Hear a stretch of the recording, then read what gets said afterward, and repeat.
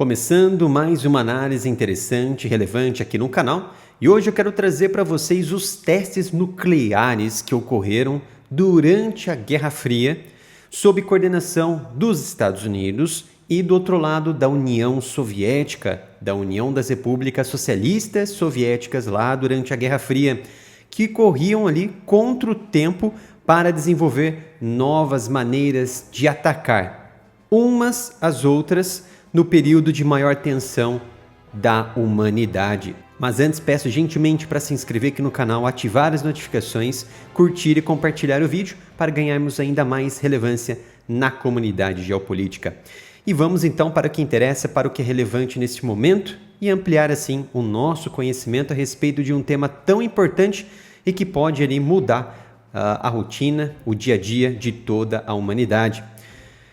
O que significaria, lanço essa pergunta, o que significaria se a Rússia ela utilizasse no espaço ogivas nucleares contra constelações e satélites dos Estados Unidos? Ou se ocorresse vice-versa, se os Estados Unidos lançassem um equipamento lá na região de órbita, no espaço, e atingisse um satélite da Rússia, por exemplo, com uma ogiva nuclear. Aquelas explosões realmente que aconteceram, por exemplo, lá em Hiroshima, em Nagasaki, ou naqueles testes como o projeto Trinity, entre outros projetos, tanto dos Estados Unidos quanto da União Soviética.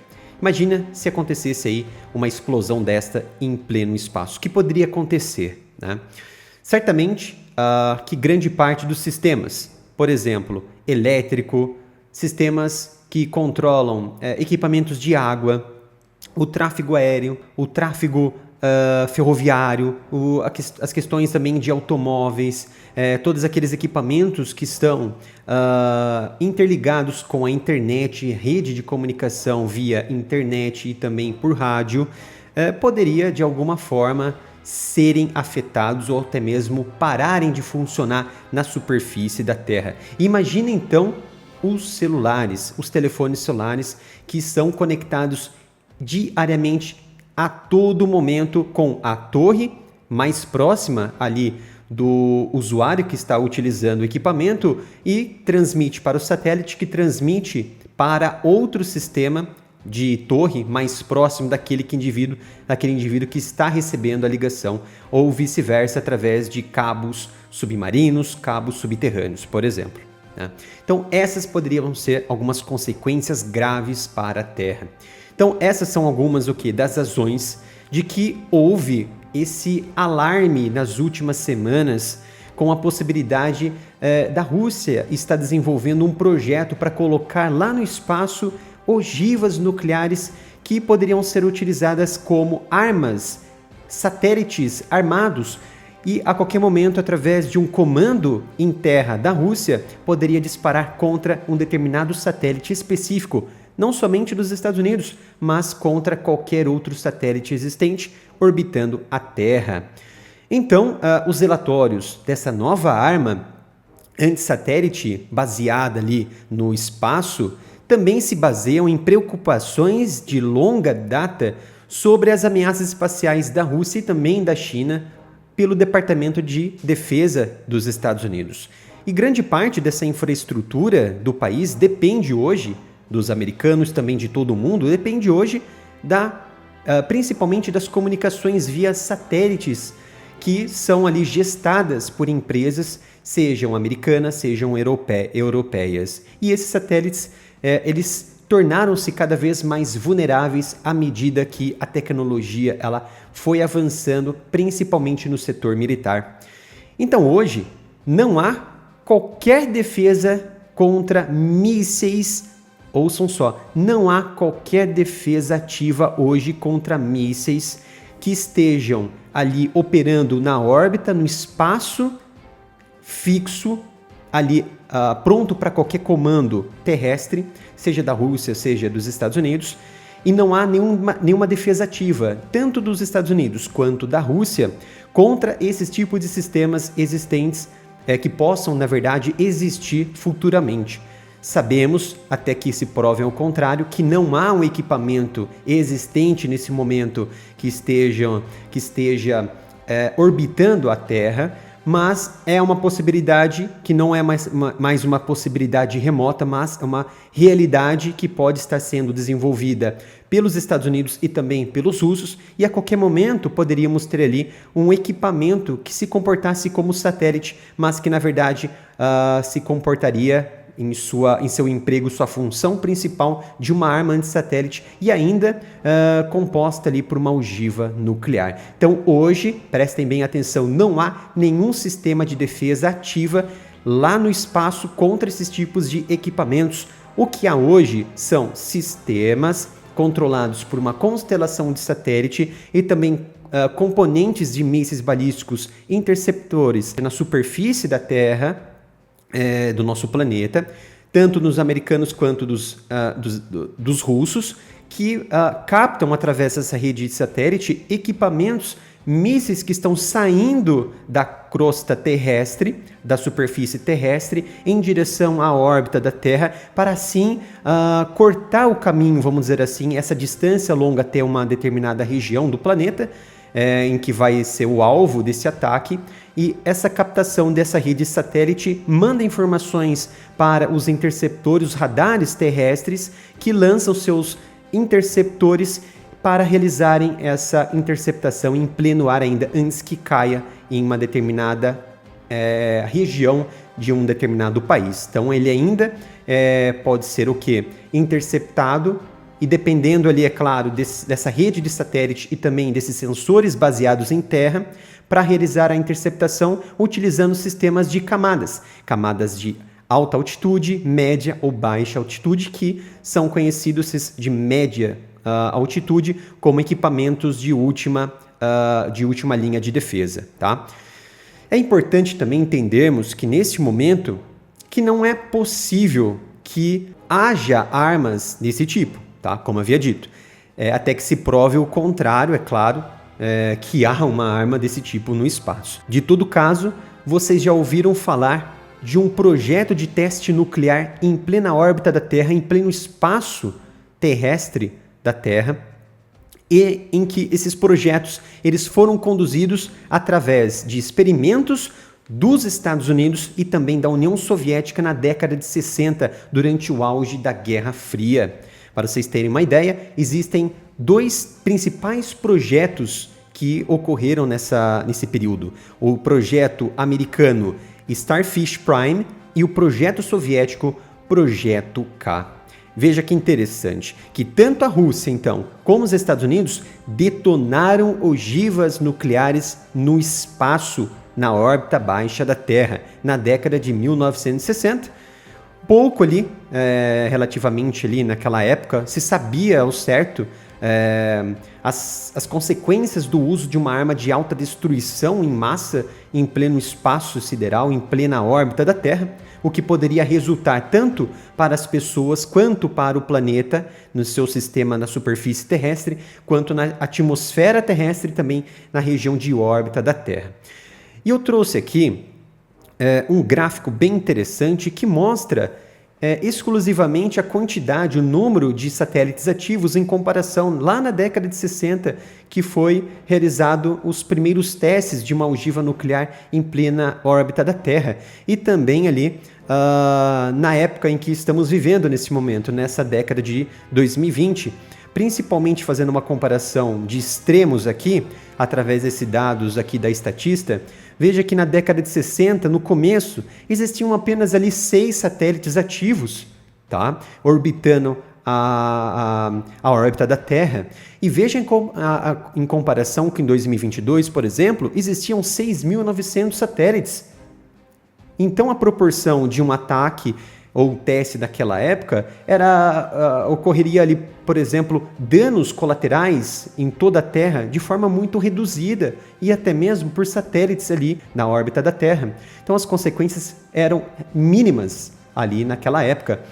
Já se um teste desta magnitude, por exemplo, ocorresse hoje, que já estamos ali em 2024 com mais de quase 8.000 satélites ativos orbitando a Terra, o planeta Terra, certamente que os efeitos colaterais de uma explosão desta magnitude nuclear seriam realmente catastróficas para todo o sistema de tecnologia, seja de comunicação, de sensoriamento remoto, de radares e sensores, sejam ali satélites apontando ou sondas apontando para outros locais do universo, realmente seria uma catástrofe imensurável para todo o estudo dessa ciência que está avançando a cada dia em relação ao espaço, tá? Então, este gráfico realmente nos remonta o perigo que é uma explosão nuclear desta magnitude no espaço, em comparação com aquela época de 1960, com a década de 2020, que estamos vivendo nesse momento.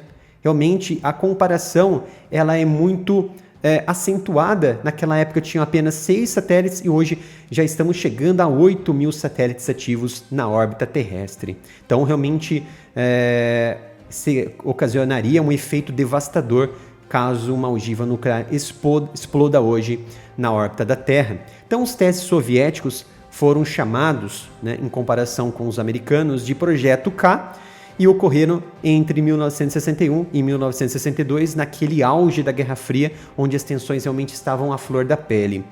E os Estados Unidos não foi apenas um teste realizado pelos americanos, foram 11 testes realizados no espaço, e o maior e o primeiro teste bem sucedido, com certeza foi o mais famoso deles, que foi o Starfish Prime, que foi lançado em julho de 1962, quando os americanos enviaram ali uma bomba, uma ogiva termonuclear de mais ou menos 1,4 megatons, que estava acoplada na cabeça de um míssil balístico do sistema Thor, PGM, e que detonou ali aproximadamente 400 quilômetros de altitude acima da superfície terrestre.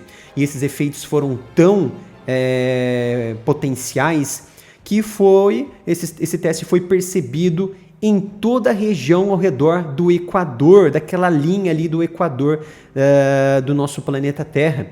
E ainda a grande parte dessa quantidade de energia gerada, liberada por essa explosão a uma altitude tão próxima da Terra, na região de camada orbital baixa ou camada de órbita baixa da Terra, ela causou ali auroras boreais de forma generalizadas por todos os cantos ali do planeta, principalmente no Círculo Polar Norte e também Sul, e principalmente por todo o Oceano Pacífico.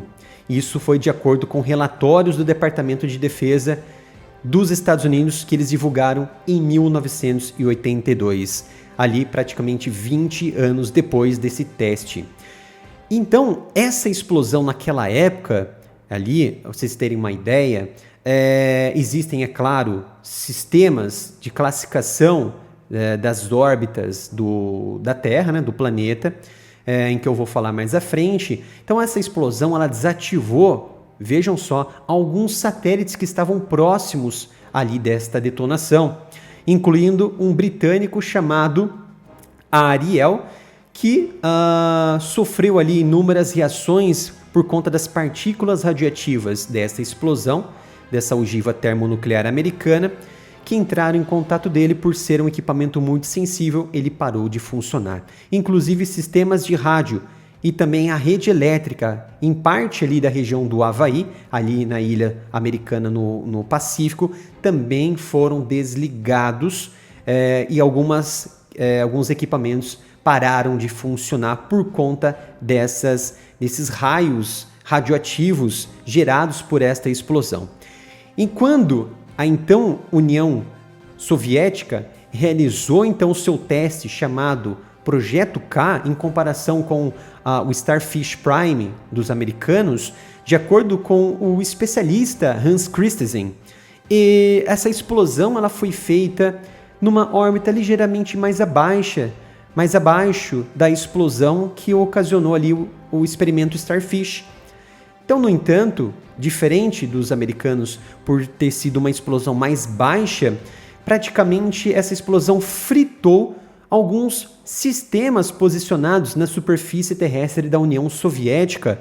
Muito provavelmente foi causado, é claro, por danos ali irreversíveis em sistemas mais sensíveis, principalmente como aqueles sistemas naquela época, os cabos subterrâneos e também uma rede de uma central elétrica na União Soviética, que também sofreram danos irreversíveis naquela época.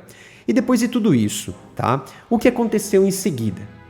Simplesmente, como eles perceberam que se tratavam de um experimento que poderiam ser utilizado como arma realmente de guerra e que poderiam ocasionar um efeito devastador em todo o planeta, em todo o sistema de comunicação, inclusive ali poderia gerar efeitos naturais muito ruins para toda a humanidade. Os Estados Unidos e a União Soviética então decidiram formar um tratado entre eles, um acordo entre eles que limitaria esses testes na região do espaço sideral, na região da órbita da Terra, que ficou conhecido em 1963 como o Tratado de Proibição de Testes Nucleares, um ano depois dos últimos testes americanos e soviéticos, tá? Para entender melhor sobre essas questões importantes relacionadas ao espaço, satélite, foguetes, projetos espaciais e também lunares, que são o quê? Uma ciência de grande importância que vem crescendo, principalmente no Brasil, eu sugiro que vocês acompanhem o canal, o trabalho do cientista aqui brasileiro, o Sérgio Sacani, lá no YouTube, também no seu site, o Space Today. E com certeza ele vai explicar de uma forma muito mais detalhada essas situações e também a ciência espacial de uma forma que eu não conseguiria explicar com uma capacidade tão importante, diferenciada como o Sérgio Sacani ele explica. Então sugiro vocês acompanharem ele, tá? Então na atualidade, para encerrarmos aqui, se um teste ou uma explosão realmente acontecesse hoje, em comparação com aquela época de 1960, imagina se uma explosão como essa alcançasse um pleno funcionamento, né? Ali na região da órbita terrestre, com uma intensidade seja mínima ou máxima. Isso poderia, claro, causar um colapso, realmente um efeito dominó sobre todo esse espaço em que temos de órbita baixa, de órbita média, geoestacionária, que poderia ocasionar danos irreversíveis em satélites, em sondas, em outro tipo ali de sistema que ajuda a superfície terrestre a conhecer melhor o espaço e também o nosso próprio planeta. Inclusive temos quase 8.000 equipamentos satélites ativos neste momento, orbitando o planeta Terra. Então uma arma baseada no espaço que poderia prejudicar ali as comunicações e a economia de todo mundo, caso ela exploda, ela seja utilizada contra uma nação, contra um satélite de uma determinada nação rival. Isso ocasionaria condições terríveis para toda a humanidade, inclusive tanto para os Estados Unidos, quanto para os russos, os chineses, os europeus e também grande parte dos sistemas de produção agrícola, entre outras tecnologias dependentes de satélite, também poderiam ser arruinadas. E todo o planeta sofreria condições econômicas em todos os sentidos e que poderiam levar a muitas crises humanitárias diante de uma explosão de uma arma no espaço sideral. Era esta análise que eu queria trazer hoje aqui para vocês. Espero que tenham gostado desse vídeo. Não se esqueça de se inscrever no canal, ativar as notificações, dê um joinha, um compartilhar nesse vídeo para que possamos ganhar ainda mais relevância na comunidade geopolítica. Obrigado pela sua presença e nos vemos no próximo vídeo aqui no canal.